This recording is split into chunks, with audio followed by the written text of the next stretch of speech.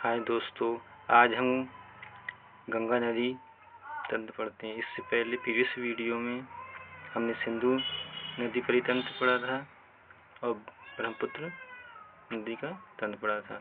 आज हम गंगा नदी का तंत्र पढ़ते हैं। आओ देखते हैं, पढ़ रहे हैं।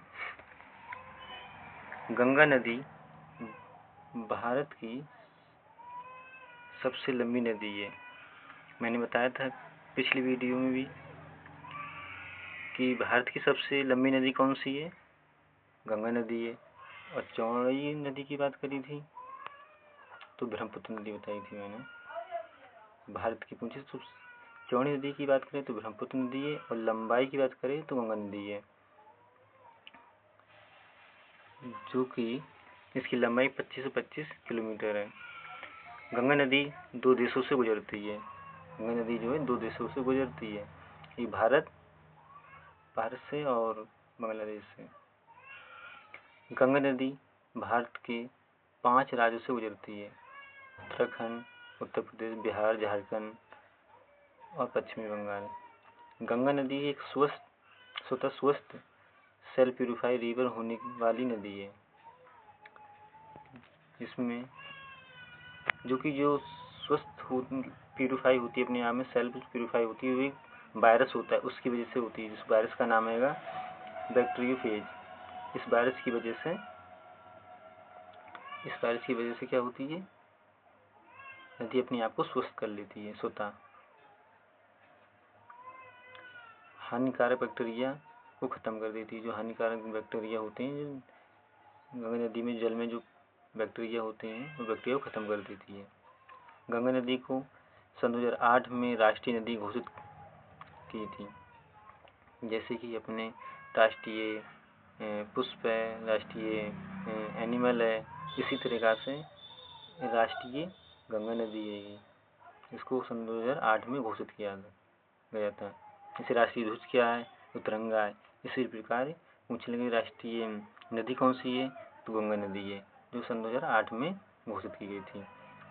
गंगा डॉल्फिन को भारत का राष्ट्रीय जल जीव भी कहा जाता है, और इसमें जो गंगा नदी में जो डॉल्फिन नाम की मछली होती है, उसको गंगा डॉल्फिन जो भारतीय जलीय जीव का घोषित की थी।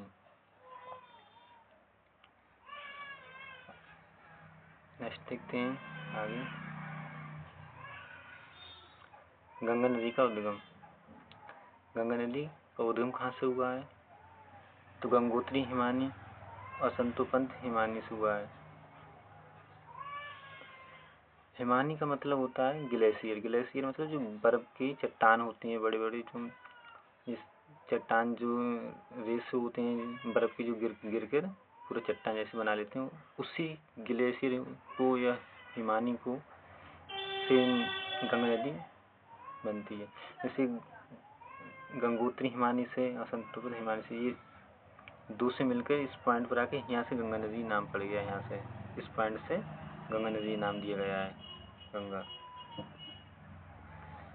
तो गंगोत्री से निकलती है भागीरथी नदी, और संतोपंत से हिमानी से निकलती है अलकनंदा नदी। जिधर से देखो आ रही है ब्लू कलर में जो आ रहा है वो है कि भागीरथी नदी, और जो रेड कलर में तो लिखा हुआ है ये कौन सी है, अलकनंदा नदी। ये दोनों नदी इस पॉइंट पे आकर मिल जाती हैं। इधर से ये आई, इधर से ये आई। इस पॉइंट पे मिलने के बाद यहाँ से गंगा नदी नाम लिया गया है, और इस पॉइंट का नाम भी क्या है, देवप्रयाग नाम है।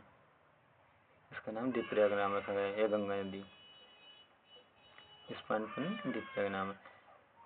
प्रयाग का मतलब होता है कि दो या दो से नदियों का संगम। प्रयाग का मतलब होता है प्रयाग दो या दो नदियों का संगम। दो या दो से अधिक प्लस मतलब अधिक नदियों का संगम, उसको हम प्रयाग बोलते हैं। आगे देखते हैं।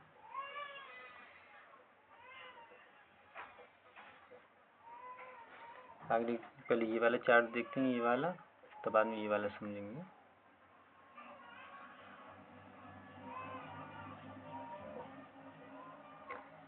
तो हमने देख चुके हैं कि गंगोत्री हिमानी और सतपंथ हिमानी से जो दो नदी निकलती हैं वो, तो उससे गंगा नदी बनती है, जो भागीरथी और अलकनंदा से। अब देखिए इनकी सहायक नदियाँ, अलकनंदा नदी की सहायक नदी कौन कौन सी हैं।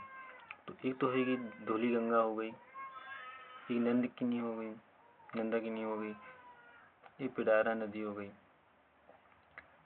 तो पिडारा नदी जो इस पॉइंट पे इस पे मिलती है, इस पॉइंट को नाम विष्णु प्रयाग रखा गया है। और नंदाकिनी को नंदा प्रयाग, प्रयाग मतलब वो बताया था जुड़ रही हैं, तो एक पॉइंट यानी एक इधर से नदी आई, ये नदी इधर से आई, ये नदी इधर से आई, तो इस पॉइंट को बोल दिया विष्णु प्रयाग। उस जगह का नाम विष्णु प्रयाग उसमें ऐड कर दिया, क्योंकि उसमें दो या दो से नदी आपस में जुड़ती हैं। तो तुम्हें बताया था मैंने कि प्रयाग होता है। तो यहाँ पर एक ये नदी इधर से आई, इधर से आई, तो यहाँ पर दो नदी हो गई, जिसके नाम उसको प्रयाग, विष्णु प्रयाग। ये नंदाकिनी प्रयाग, नंद प्रयाग, ये पिडारा, तो ये करण प्रयाग। और जो इधर से आ रही है यानी, तो अपना कौन सा हुआ, इधर से हुआ, ये लेफ्ट हो गया, ये राइट हो गया। तो लेफ्ट की तरफ 3 नदियाँ हैं और राइट की तरफ 3 नदियाँ, जिसको मंदाकिनी नदी बोलते हैं। ये केदारनाथ से निकलती है, केदारनाथ। अब इसको याद कैसे रखेंगे, इसको देखते हैं पहले हम।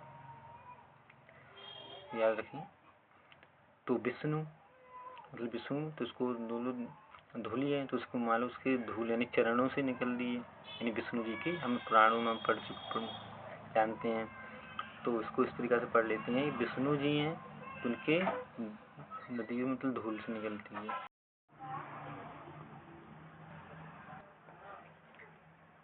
तो जो विष्णु प्रयाग को हम ऐसे याद करेंगे धौली गंगा को, कि ये विष्णु जी के चरणों से निकली है इस तरीक़ा से।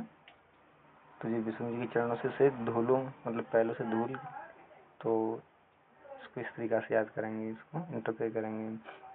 नंदाकिनी नदी को, तो वो तो नंदाकिनी, इसमें नंदा है, इसमें नंद प्रयाग, इस तरीक़ा से इसको याद कर लेंगे। और पिंडारा नदी को, उसको इस तरीक़ा से इसको याद कर लेना।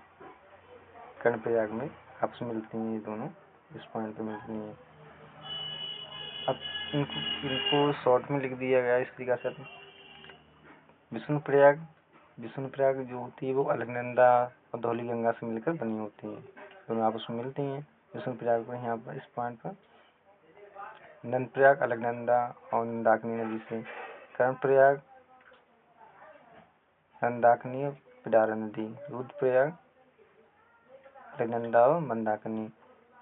तो इनको इस तरीक़ा से तीनों में जो तो कॉमन हैगा अलकनंदा।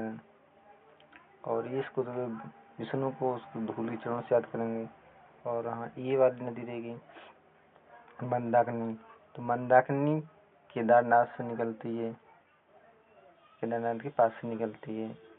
और इसको इस तरीक़ा से याद करेंगे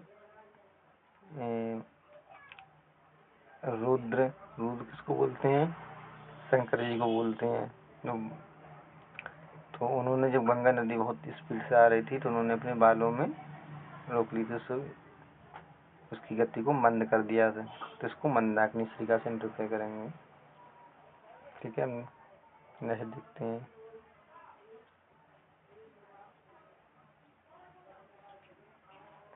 अब इस डायग्राम को हम समझते हैं। इस डायग्राम को जो हमने बता चुके हैं इसको अब ये इधर आकर हरिद्वार में ये समतल हो जाती है। यहाँ पे स्पीड इसकी तेज होती है, इसकी तुलना में थोड़ी सी कम होती है। तो मैदान में यानी हरिद्वार में आकर ये मैदानी भाग में हो जाती है। इधर से इस पॉइंट से इधर यूपी स्टार्ट हो जाता है, ये इतना उत्तराखंड हो गया। इसके बाद इधर से यूपी स्टार्ट हो जाती है। जो रामगंगा नदी निकलती है वो उत्तराखंड से निकलती है, जो कि कन्नौज में आकर मिल जाती है उत्तर प्रदेश में। इससे आगे चलते हैं तो इधर से यमुनोत्री से हिमानी से निकलती है यमुना नदी, ये प्रयाग में आके मिल जाती है। मैंने पिछले बता चुका हूँ कि प्रयाग का मतलब होता है दो या दो से नदी का आपस में मिलती है, उसको प्रयाग बोलते हैं। वहीं पर एक सरस्वती नदी आती थी, वो लुप्त हो चुकी, वो भी यहीं पे आकर मिलती थी, इसी पॉइंट पर आकर मिलती थी, जो कि आज लुप्त हो चुकी है। तो यमुना नदी प्रयागराज में मिलती है। इससे आगे चलते हैं, यहाँ पीलीभीत जो उत्तर प्रदेश में पड़ता है, जो फुलार झील से निकलती है गोमती नदी, जो कि गाजीपुर में जाकर मिलती है। और इसी गोमती नदी पर लखनऊ बसा हुआ है। और इसकी यमुना नदी की सारी नदियाँ देखते हैं, केन नदी, बेताब नदी और चंबल नदी। और इसमें एक नदी और होती है, वो सिंधु नदी होती है, सिंधु नदी होती है। तो इसको हम कैसे याद करेंगे? के बी सी, जो के बी सी अपन करते हैं उसको उल्टा हो गया ये, के बी सी। जैसे अपन के बी सी इधर करते हैं, के बी सी कौन बनेगा करोड़पति वाले में? कौन बनेगा करोड़पति वाले में करते हैं के बी सी, उसका ये उल्टा हो गया, के बी और सी। और एक धरती सिंध, तो उसको भी हम सी पढ़ लेंगे। तो इस तरीके से याद कर लेंगे, के बी सी सी, इस तरीके से याद कर लेंगे। और इसके बाद यहाँ से यूपी की सीमा खत्म हो जाती है। इसके बाद ये बिहार आ जाता है, ये पूरा बिहार है। तो घाघरा नदी होती है, वो काली नदी और कर्णाली नदी से मिलकर बनी होती है। काली नदी को सात नदी भी बोलते हैं और कर्णाली को घाघरा। तो इस पॉइंट पर आके मिल जाती हैं और वो घाघरा नदी आकर घाघरा में आपस में मिल जाती हैं, और ये छपरा में जाकर मिल जाती हैं गंगा नदी से। इधर से निकलती है सोन नदी, वो जाकर पटना में मिल जाती है। ये अमरकंटक पहाड़ी से निकलती है। और गंडक नदी होती है वो सोनपुर स्थान पर मिलती है। और कोसी नदी होती है वो कुर्सेला में जाकर मिलती है। इस कोसी नदी को बिहार की शुक नदी भी बोलते हैं, बिहार की शुक नदी, क्योंकि ये नदी जो होती है बाढ़ लेके आती है, जिससे कि बिहार में मतलब पानी से अफरी तफरी कर देती है, सब नष्ट कर देती है, क्षतिग्रस्त कर देती है इलाके को, इसको शुक नदी बोलते हैं। यही वाली नदी है महानंदा नदी जो होती है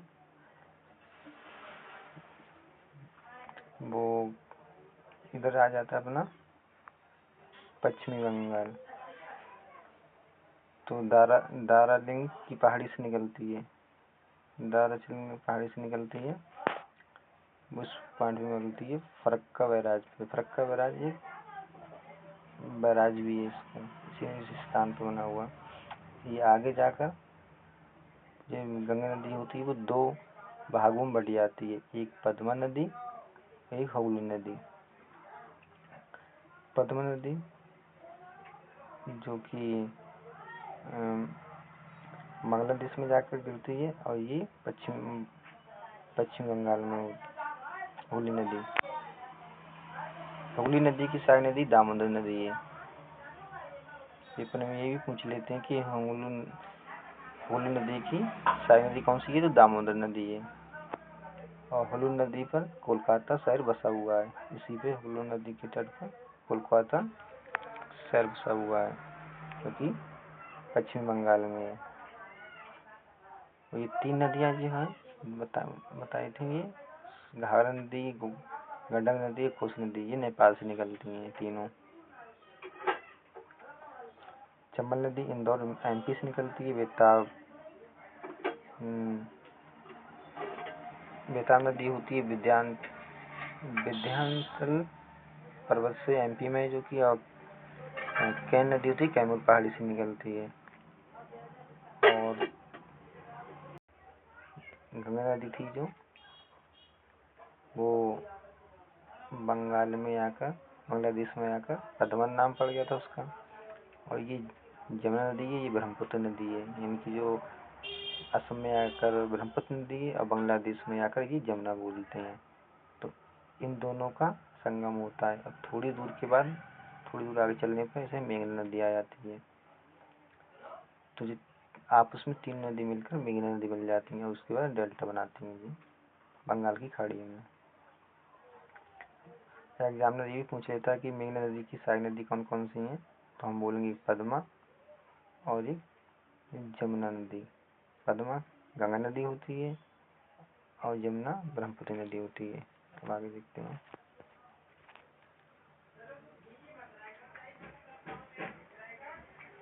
देखते हैं डेल्टा क्या होता है। डेल्टा वो होता है भूभाग को कहा जाता है जो नदी द्वारा लाए गए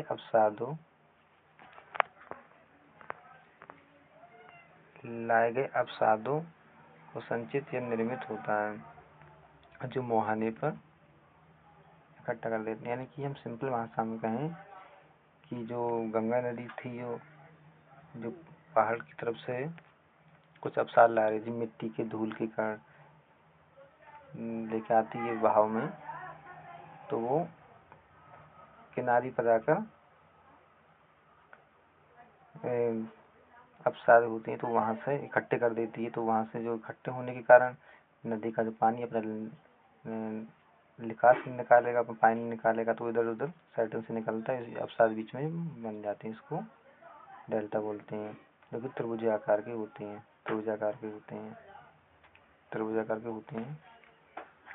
उसे डेल्टा बोलते हैं। नेक्स्ट देखते हैं आगे, कुछ इम्पोर्टेंट क्वेश्चन करते हैं।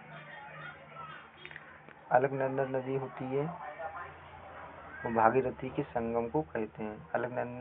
अलकनंदा और भागीरथी के संगम को गंगा नदी कहते हैं। गंगा नदी की पहली सहायक नदी कौन सी है? रामगंगा नदी है। और यानी कि जो नदी श्री का सहारे थी, तो पहली कौन थी सहायक नदी? रामगंगा हो गई। और लास्ट वाली कौन सी? महानंदा नदी थी, जो कि पश्चिमी बंगाल में थी। आगे देखते हैं तीसरा क्वेश्चन।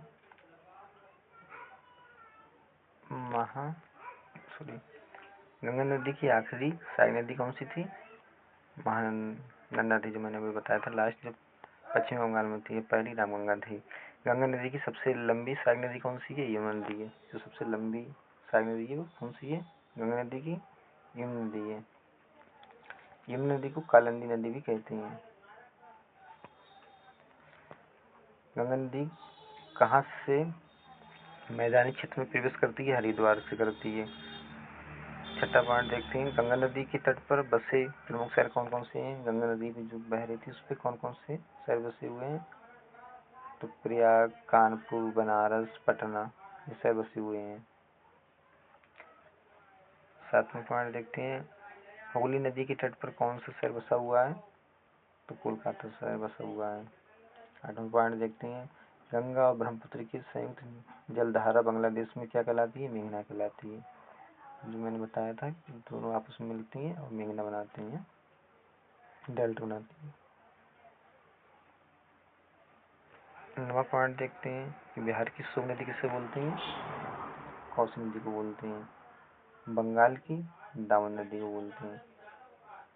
11वां पॉइंट देखते हैं, गंगा की सहायक नदी का उद्गम स्थल मैदानी भाग है, गोमती नदी। तो गोमती नदी क्या लखनऊ बसा हुआ है। अब कुछ हम प्रीवियस ईयर क्वेश्चन करते हैं। गंगा नदी निम्नलिखित में से किस राज्य से नहीं गुजरती है? तो हमने भी देखा था, उत्तर प्रदेश से भी गुजर रही थी, बिहार से भी गुजर रही थी और पश्चिम बंगाल से गुजर रही थी, पर मध्य प्रदेश से नहीं घूमी थी। तो हमारा राइट आंसर क्या हो जाएगा? मध्य प्रदेश, MP हो जाएगा। राइट आंसर मध्य प्रदेश हो जाएगा। कालिंदी नदी का दूसरा नाम क्या है? मैंने वो बोला था, कालिंदी नदी किसे बोलते हैं? तो यमुना नदी को बोलते हैं। ये नदी निम्नलिखित में से किसकी सहायक नदी है? गंगा, भागीरथी, यमुना, ब्रह्मपुत्री। तो मैंने क्या याद दिलाया था? यमुना नदी की KBC के अनुसार, K, B और C का सम्मेलन। तो K से क्या होगा? कैन नदी हो गई। तो किसकी है ये? यमुना नदी की सहायक नदी है। गंगा में मिलने वाली नदी का उद्गम अमरकंटक में है। तो सोन, बेताब, यमुना, ब्रह्मपुत्री। गंगा में मिलाने वाली नदी जिसका उद्गम अमरकंटक में है, तो कौन सी नदी का अमरकंटक में है? तो ऑप्शन सोन नदी है कि बेताब की, यमुना की, ब्रह्मपुत्री। तो इसका राइट आंसर हो जाएगा सोन नदी। नेक्स्ट आगे क्वेश्चन देखते हैं। अलकनंदा और धौलीगंगा का संगम को कहाँ होता है? तो विष्णुप्रयाग में होता है कि कर्णप्रयाग में कि रुद्रप्रयाग में कि देवप्रयाग में? तो मैंने किस तरीके से याद बताया था कि विष्णु जी के चरणों से निकलती है, धूलों के चरण से, इस तरीके से क्या हो गया? विष्णु हो गया। इसका राइट आंसर क्या होगा? विष्णुप्रयाग हो गया। निम्नलिखित में से कौन सी नदी यमुना नदी में नहीं मिलती है? केन, सोन, बेताब और चंबल। तो मैंने प्रश्न में बताया था कि उसकी सहायक गंगा नदी की सहायक नदी कौन सी है? KBCC। तो इसमें केन भी है, बेताब भी है, चंबल भी है। तो कौन सी नहीं है? नहीं पूछा इसमें, तो सोन नदी नहीं है। तो इसका राइट आंसर क्या हो जाएगा? इसका राइट आंसर हो जाएगा सोन। अलकनंदा के साथ वह कौन सी नदी है जिसका संगम रुद्रप्रयाग में होता है? Option A Bhagirathi, option B Mandakini, option C Nandakini, option D Dhauliganga. तो मैंने किस तरीके से को याद रौद्र क्या मतलब? शंकर जी क्या किया? गंगा ने जो तेज स्पीड से आ रही थी उनको अपने जटाओं में रोका था। उसकी गति को मैंने मध्य किया था। तो हमने बताया था, तो उसको उनकी स्पीड को क्या करा था? रोका था, मंद किया था। इसका राइट आंसर हो जाएगा ऑप्शन बी मंदाकिनी। दामोदर नदी निकलती है, कहाँ से निकलती है? तिब्बत से निकलती है कि छोटा नागपुर पठार से निकलती है, नैनीताल की सतपुड़ा पहाड़ी से? तो दामोदर नदी कहाँ से निकलती है? छोटा नागपुर। नेक्स्ट क्वेश्चन देखते हैं। बंगाल का शोक नदी कहा जाता है? कोसी को कहा जाता है कि दामोदर को कहा जाता है कि सोन को कहा जाता है, चंबल कहा जाता है? तो इसका राइट आंसर हो जाएगा दामोदर नदी। दामोदर नदी वो शोक नदी कहलाती है पश्चिम बंगाल की। बिहार की शोक नदी किस नदी को कहा जाता है? कोसी को, दामोदर को, सोन की, चंबल? तो उसको मैंने बताया था ऑप्शन ए कोसी नदी को। राइट आंसर हो जाएगा ऑप्शन ए। गंगा नदी की सबसे लंबी सहायक नदी कौन सी है? यमुना, सोन, भागीरथ, दामोदर? तो मैंने आपको बताया था कि कौन सी सबसे लंबी है? गंगा नदी है, ये यमुना। तो इसका राइट आंसर हो जाएगा ऑप्शन ए यमुना नदी। नेक्स्ट क्वेश्चन देखते हैं। यमुना नदी का अन्य नाम क्या है? कालिंदी, घाघरा, सरयू, गंडक?